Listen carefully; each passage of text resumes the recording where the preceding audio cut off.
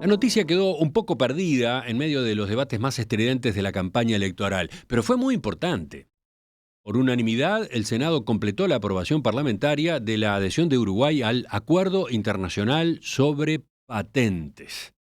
La votación fue celebrada por el gobierno, ya que esta era una asignatura pendiente de nuestro país hace varias administraciones. El Poder Ejecutivo insistía en la aprobación de este proyecto, ya que entendía que era esencial para agilizar el registro de patentes de propiedad intelectual uruguaya en el mundo, un factor clave a su vez para movilizar la innovación. Además, la adhesión a ese tratado es requisito previo para acceder al Acuerdo Transpacífico, uno de los bloques comerciales más importantes del mundo al que Uruguay busca incorporarse. El resultado final requirió meses de negociaciones. Desde Cabildo Abierto y sectores del Frente Amplio se advertía que este acuerdo podría perjudicar a la industria nacional, sobre todo al rubro farmacéutico y también a algunos productores agropecuarios.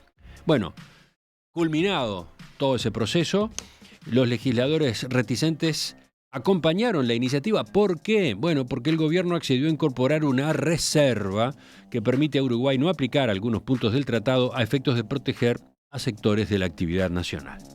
Entonces, ¿qué importancia tiene este hito? ¿Qué efectos implica a su vez esa reserva que se introdujo a último momento?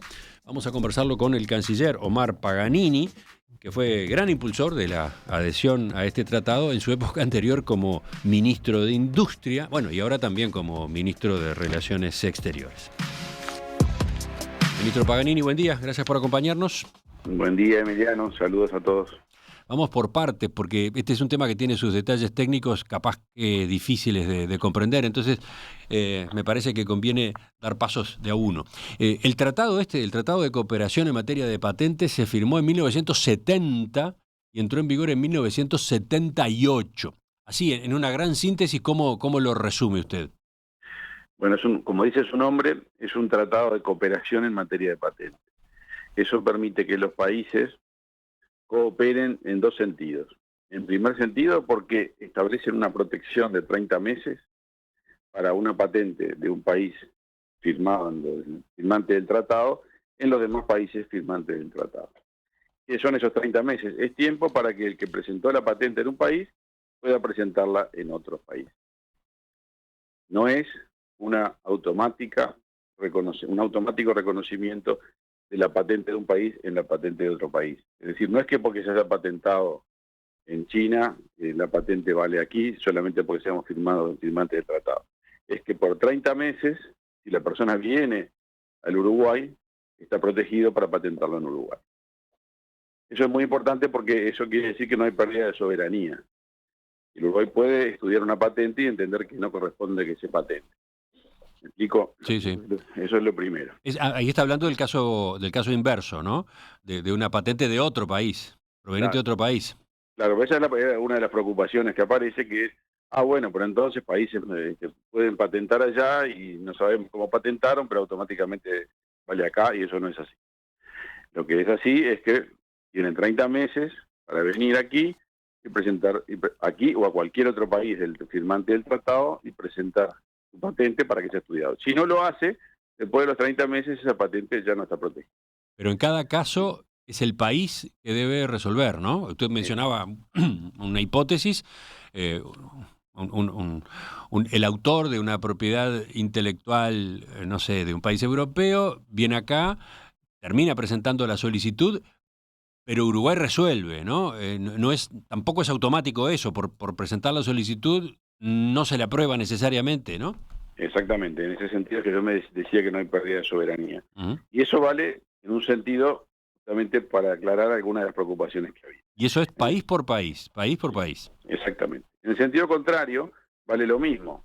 Un uruguayo que registra una patente en Uruguay, ahora tiene 30 meses en los 157 países, si no me acuerdo mal ese es el número, firmantes del tratado, un número muy grande, representa casi la totalidad del mundo, salvo algunas excepciones, para ir a elegir dónde va a presentar sus patentes, y por lo tanto tiene más tiempo, puede estudiar mejor, pero además tiene una protección.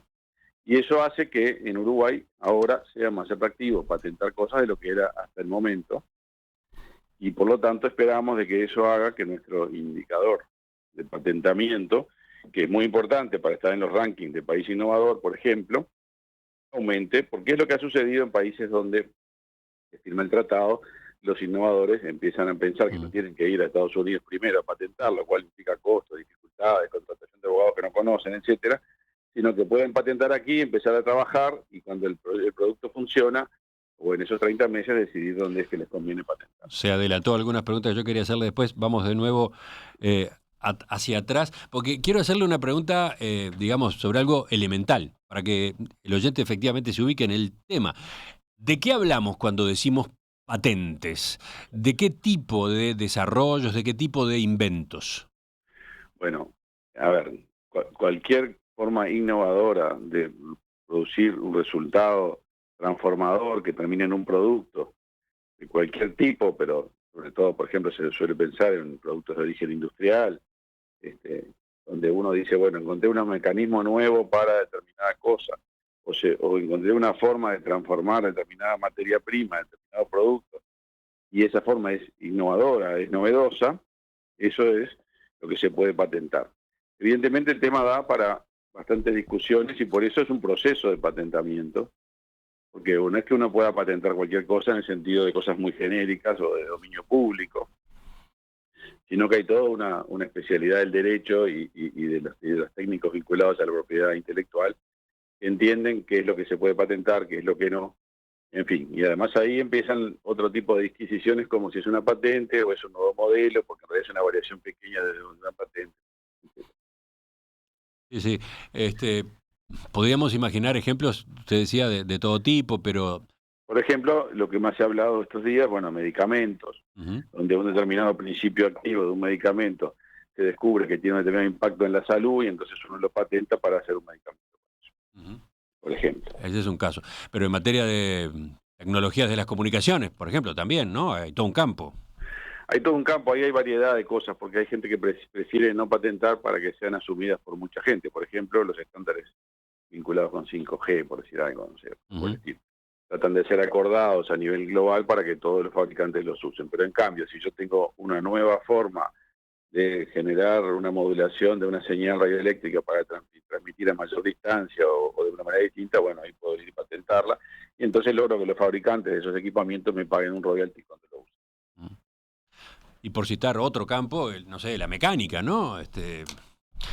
Motores, vehículos, sistemas de Bueno, frenos, ¿no? por ejemplo, la Toyota es la propietaria de la mayor cantidad de patentes vinculadas con los vehículos Los vehículos, híbridos. ajá. Es decir, la forma de compatibilizar un motor eléctrico y un motor de explosión para generar un vehículo que ahorra energía, como son los vehículos híbridos, hoy estamos acostumbrados a verlo por la calle, casi todos los fabricantes de vehículos híbridos tienen que pagarle royalties a la tecnología que desarrolló Toyota ya en los años 70 y 80.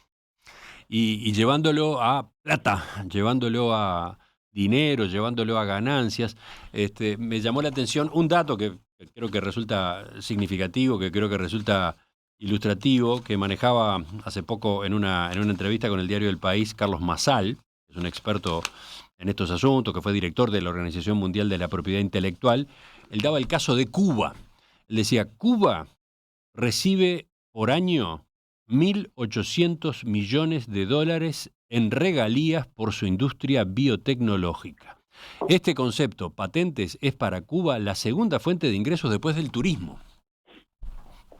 Bueno, efectivamente, las regalías, es decir, los royalties, es decir, aquello que tienen que pagar el industrial que va a utilizar un conocimiento patentado por otro, por un inventor, es un concepto importante en la economía moderna, porque eso es lo que se llama la economía del conocimiento en el fondo, que es, en el caso de Cuba, muy, muy ilustrativo, porque ellos invirtieron en desarrollo de biotecnología y lograron, por lo tanto, patentes importantes.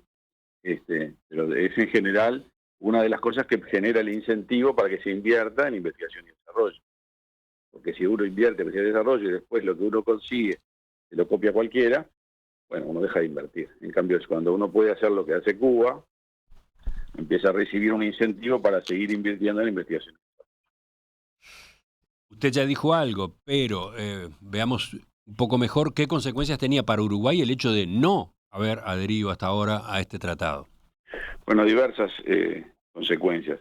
La primera y más evidente es que se patenta poco en Uruguay y que muchas veces lo que se patenta en realidad es la patente que quedó en otro lado, que se patenta en Uruguay. ¿Cómo es eso? Bueno, una de las cosas que pasa con esto es que, como yo expliqué por el tratado, pero antes del tratado más, los países que tienen, o los inventores que tienen una patente en un país que se va a usar en otro, también tienen que patentarla en el otro, para que no se la copien. Ujú. Y les interesa, puede ser que en algunos mercados no interese. Entonces Uruguay tenía patentes, pocas, de origen uruguayo y algunas más de origen internacional.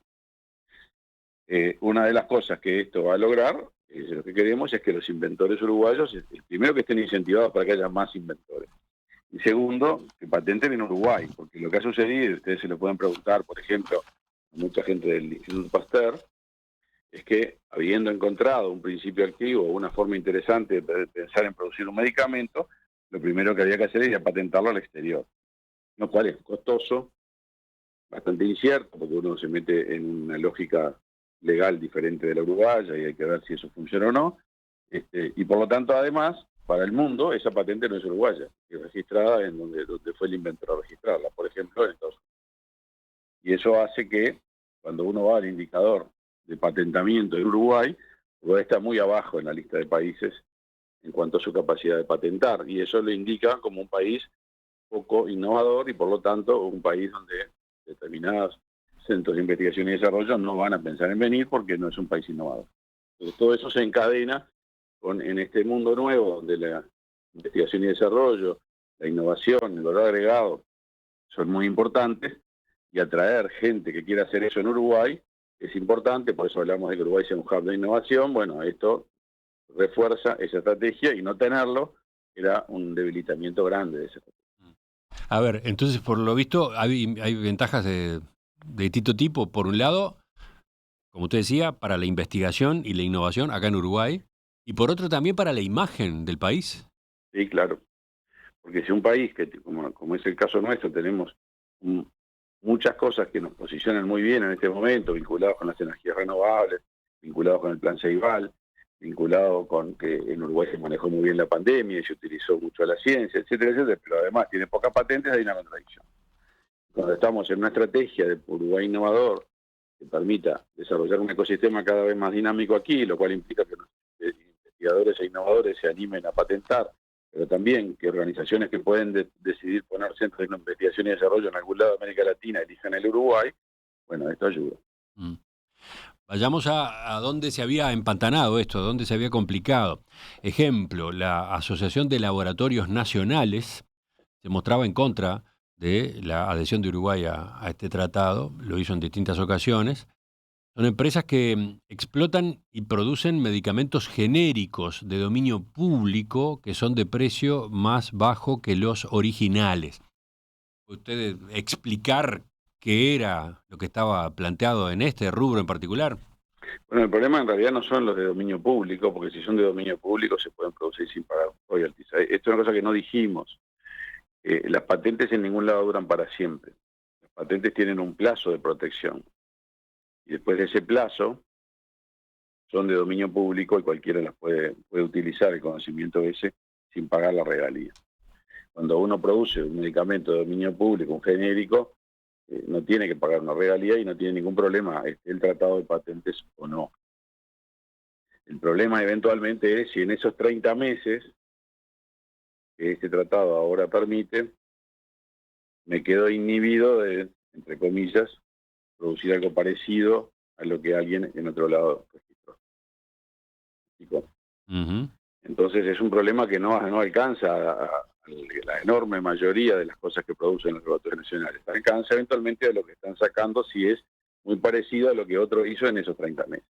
Y podría venir aquí a reclamarle la protección. Sí, porque uno de los argumentos era que a partir de la adhesión de Uruguay al tratado llegara a nuestro país una avalancha de solicitudes de patentes que obligaran a pagar por ella y que terminaran llevando una serie de medicamentos a precios más altos para los consumidores. Pero eso funciona en ambos sentidos. Pero lo primero que hay que decir es, se hizo estudios, se contrataron estudios por parte del gobierno, distintos organismos del gobierno, a expertos en el sentido. Quiero decir, por ejemplo, un estudio que se le contrató a los economistas Dubra y Gandelman, donde tomaron casos de otros países, por ejemplo, bueno, ahora no me acuerdo bien cuál era, pero en casi todos los de América Latina que fueron adhiriendo y no se ve una explosión de la cantidad de patentes que puede adherir al tratado. Porque entre otras cosas no es, como dije, automático que sea patentado en otro país para aquí, sino que tiene que hacer el trámite igual que hoy, pero con 30 meses de protección. Eso es lo primero, o sea que no vemos ahí una gran diferencia. Por otro lado, ellos estudiaron la cartera de medicamentos que se producen en Uruguay y llegaron a la conclusión de que menos del 5% estaba afectado eventualmente por este tema de la ventana de 30 meses. De manera que, si bien es una preocupación legítima y puede ser que genere algún problema en algún caso, en general para la industria de medicamentos no lo veíamos como algo tan crítico como ellos mismos lo planteaban. Había otro frente donde se producía esta inquietud. La Cámara Nacional de Fertilizantes y Fitosanitarios advertía, por ejemplo, a través de su vicepresidente, Guillermo Arrospide. En 2014 hubo 215.000 solicitudes de patentes en todo el mundo en el marco de este tratado. ¿Se imaginan si ese número de pedidos recayera en el mercado uruguayo?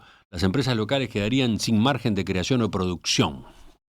Bueno, pero estamos hablando de lo mismo, ¿verdad? O sea, es pensar que automáticamente los 215.000 van a venir al Uruguay a patentarse, cuando eso no pasa, y cuando tampoco el Uruguay tiene tanta producción de innovación en agroquímicos y fitosanitarios. Entonces, de lo que se trata aquí es, entiendo, legítimas reservas que pueden haber, pero en el balance general nosotros entendimos de que eso podía afectar en algún caso, pero iba a ser caso menor. Y a su vez, Cabildo Abierto se detenía en productores, ¿no? Se preocupaba por el perjuicio que podrían tener pequeños y medianos productores agropecuarios en relación al acceso a semillas genéricas. Bueno, ahí si son genéricas no tenemos el problema. Estamos viendo que hoy, en realidad, cuando uno le compra un organismo genéticamente modificado en Uruguay, normalmente se le está comprando a grandes multinacionales que incorporan el tema del royalty. Y por otro lado tenemos que comparar los precios de estas cosas con Argentina, Argentina no es un buen ejemplo, con Brasil, que firmó el PCT, y nos damos cuenta de que no hay un salto de precio por esto. Y estamos hablando de un sector productivo similar en Río Grande do Sul, en fin, lo que sea. Pero bueno, el riesgo ese puede existir. También existe el contrario, que es el riesgo de determinados productos, como en Uruguay no están protegidos, no los traigo, y entonces el que de alguna manera está produciendo algo parecido a eso tiene una especie de monopolio, cuando podría haber otras opciones, incluso mejores, que no vienen al país. De esto se ha hablado poco. De esta otra faceta del debate o del dilema se había hablado poco. Sí, la verdad que no fui claro antes, lo fui en la Cámara cuando fui, pero existe para los dos lados este mecanismo. Y además la ley permite excepciones en casos la ley uruguaya de patentes, que sigue vigente, permite excepciones en casos específicos donde determinadas distorsiones de mercado se puedan dar y habilitar que otras personas realicen. O sea que creemos que estábamos bien cubiertos en el sentido, entendíamos las críticas como riesgos eventuales. Es normal cuando hay un cambio que se planteen todos los riesgos, pero también hay que plantear el equilibrio y las ventajas, y creo que en este caso nos parecía muy claro que eran mucho más las ventajas. De todos modos, bueno, este tipo de preocupaciones que venían de Cabildo Abierto y también de sectores del Frente Amplio fueron las que llevaron a que finalmente se accediera desde el Poder Ejecutivo a incluir esta reserva en el texto de aprobación de la incorporación de Uruguay al tratado. ¿Cómo es? A ver. Bueno, aquí nos tengo que poner un poquito técnicos. El tratado, sin modificar, se acepta en el artículo 64 que se establezcan determinadas reservas. Quiere decir que los países que adhieren en determinado capítulo establecen un mecanismo distinto, se lo reservan para que no se aplique. Y se pueden reservar distintas cosas, pero aquí lo que se acordó reservar es lo que se llama el estudio preliminar previo. Es decir, no se acordó reservar la protección de 30 meses, ni no, que el tratado no tenga vigencia por un tiempo, ni nada por el estilo. Lo que se acordó reservar es un capítulo, el capítulo 2, que establece esto que se llama estudio preliminar previo. El estudio preliminar previo es un mecanismo, que yo no llegué a explicarlo antes, Emiliano, aquí, pero que es, además de la protección de 30 meses, el tratado establece que los países comparten información de patentes. ¿verdad? En el año 78, esto era un mecanismo muy manual, donde cuando alguien pedía había que ir a la base de datos de patentes del país, que probablemente fuera un archivero con una cantidad de carpetas, y mandarle las copias de las patentes que tenían que ver con eso. ¿Me explico? Sí. Y eso permitía que países entendieran, o de determinados países entendiera lo que estaba patentado en otros países, que no era nada sencillo de hacer en esa época de otra manera. ¿Me explico? Sí. En el mundo, después que se generan las bases de datos de propiedad industrial, de propiedad intelectual, y la OMPI establece un mecanismo de cooperación de información que Uruguay forma parte hace muchos años, esa información en realidad está disponible al público a través de la web. Con mayor o menor profundidad, pero está disponible siempre. Entonces, de alguna manera perdió un poco de interés ese estudio preliminar previo, que se obligaban los países a hacerlo, y se usa solo hoy en un 3% de los casos de patentamiento del mundo. Pero bueno, aceptamos que ese estudio preliminar medio Uruguay no forma parte, esa es la reserva, la única reserva que se tiene, más allá de que en realidad mucha información de lo que pasa en Uruguay ya se tiene a través de las bases de datos que existen y que son de dominio público. Pero entonces esa reserva de alguna manera mitiga la posibilidad de que pueda haber algo así como alguien revisando todo el mercado uruguayo a partir de estudios preliminares previos y de alguna manera elegir todos los huecos y venirse a meter. Que era un poco el relato que se nos hacía. Yo creo que se mitiga un poco. También se permite una cosa que puede tener algún valor, que es cuando una solicitud de patentamiento viene con un estudio preliminar previo hecho por la OMPI, es muy rápido, muy fácil su aprobación. Cuando no viene, da un poco más de trabajo. Entonces, de alguna manera eso permite una cierta gradualidad que nosotros entendemos que no afectaba el fondo del asunto en gran cantidad, o lo afectaba muy poco, pero que de alguna manera generaba una mitigación de algunos de los riesgos. Mm. Y entonces, bueno, la pregunta es, con esta reserva que se incluyó y que permitió que el proyecto de ley de adhesión al tratado saliera, y saliera por unanimidad además, ¿no queda diluido el efecto de la adhesión de Uruguay? Bueno, usted se imaginará que nosotros hicimos todas las consultas previas en la Organización Mundial de Propiedad Intelectual, y también en el CPTPP, y la verdad es que no existe ese problema, digamos. Entre otras cosas porque, para darle solo una anécdota y tal vez metiendo en cierta infidencia, la semana pasada el vicecanciller Albertoni estuvo en Canadá, que es el país que en este momento va a ser el chair del CNTPP, y el CPTPP, y lo primero que recibió fue las felicitaciones por la aprobación del tratado. Ah, perdón, ahí te está hablando de otra cosa, del Tratado Transpacífico. Bueno, pero nos felicitan por la aprobación del PCT. Ajá. O sea, no es un impedimento lo que se hizo porque el CPTPP lo ve como buenos ojos. Por poner un ejemplo, tampoco diluye lo más importante, que es que los que quieran patentar en Uruguay se sientan protegidos, que los que patentan en otro lado tengan 30 meses de protección en Uruguay, y de manera que Uruguay forma parte de la comunidad internacional, que ahora son 158 países, o sea, un número apabullante, y dejamos de estar en esto que nos dejaba un poco en una imagen de los años 70. Sí, cuando se discutía el tema, cuando se debatió en el Senado, Manini recordó que otros países como Estados Unidos, Suiza o Dinamarca hicieron algo similar, protegieron durante un tiempo sectores de su actividad mediante esta reserva para después adherir de manera completa al tratado, ¿no? Sí, pero como estamos hablando del año 78, este mecanismo automático que yo les decía, digamos, de información al público, no existía, entonces era una protección un poco más fuerte la que se hizo en ese momento. Igual Estados Unidos lo levantó en el 90, si no recuerdo mal, Mm.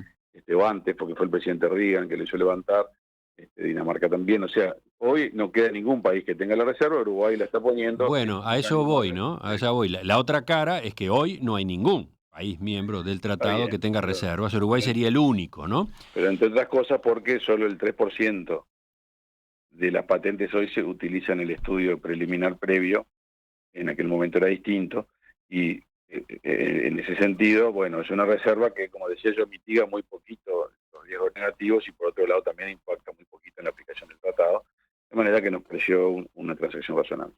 Vuelvo a Massal, a Carlos Massal, exdirector de la Organización Mundial de la Propiedad Intelectual. Él estaba muy preocupado por esto de la eventual reserva. Decía, esta decisión nos convierte en el único país que establece este mecanismo entre los 157 que integran el tratado. De esta manera el Uruguay pierde quedamos más solos que antes, esto va contra nuestros propios intereses. Usted por lo visto tiene una visión menos severa.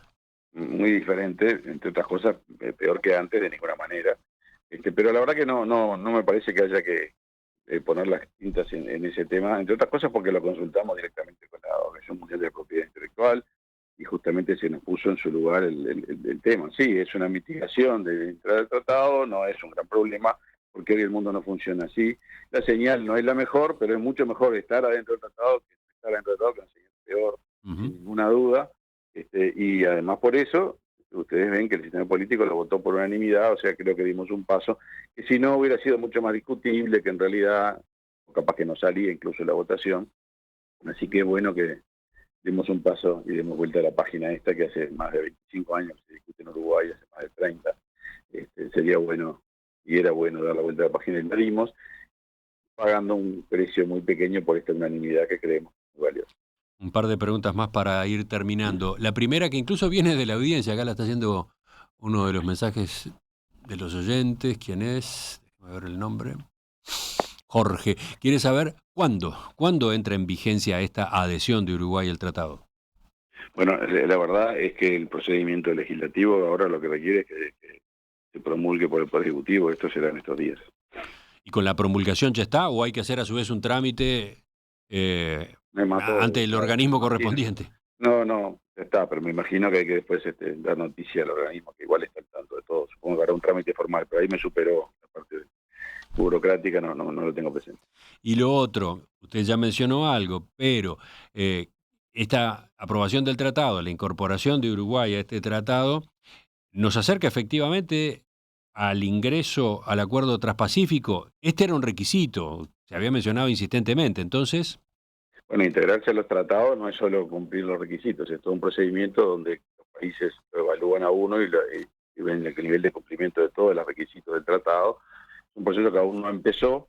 El Transpacífico funciona en base a un consejo, hay un coordinador del consejo durante un plazo que va rotando, y hay una cola de países esperando.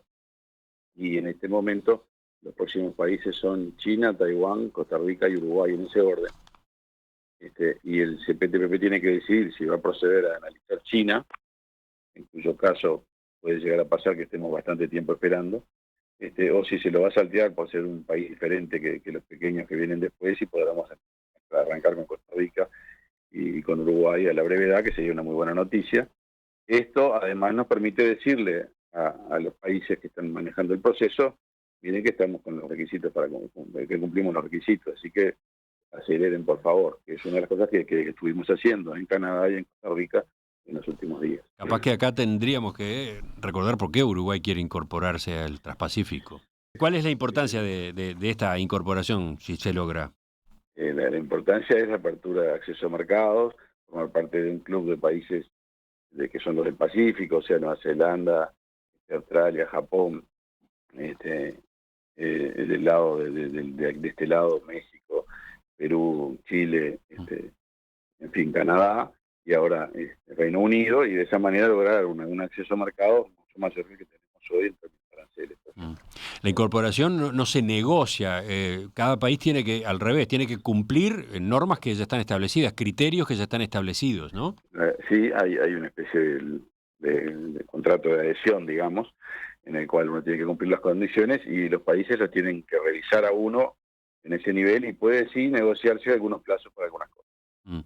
¿Y Uruguay cumple con todo? ¿Las exigencias con las que debe cumplir? Sí, lo tenemos claro, hay algunas cosas que hay que pedir algún plazo para poder adecuarse. Esta era la más importante, pero hay algunas otras más que tienen que ver con el tema de impuestos y demás. ¿Y la condición de miembro del Mercosur cómo juega? ¿Los demás países del tratado tienen que autorizar que Uruguay dé este paso? ¿Cómo es? Para hacerla breve, en principio nosotros entendemos que el Mercosur es una zona libre de comercio, es decir, que tiene reglas de origen de cada país, no reglas de origen únicas para toda la unión aduanera, que no es el Mercosur todavía, y por lo tanto, desde el punto de vista formal, no hay impedimentos porque no hay el problema de que a través de Uruguay se metan los productores brasileños o los productores argentinos al CPTPP, que sería un riesgo que los países del tratado no estarían en condiciones de aceptar. Es decir, que digan firmo con Uruguay, pero en realidad lo estoy firmando con 200 millones de personas y todas sus complejidades. Entonces, aclarados esos puntos que los venimos aclarando, entendemos de que no hay un problema. Ingeniero Omar Paganini, canciller de la República, antes ministro de Industria, Energía y Minería, le agradezco su participación esta mañana en Perspectiva. Muchas gracias. Enseguida continuamos en la actualidad, pero en la actualidad más cercana, la de las últimas horas. Vamos a tratar de entender un episodio político social, que se dio en el día de ayer.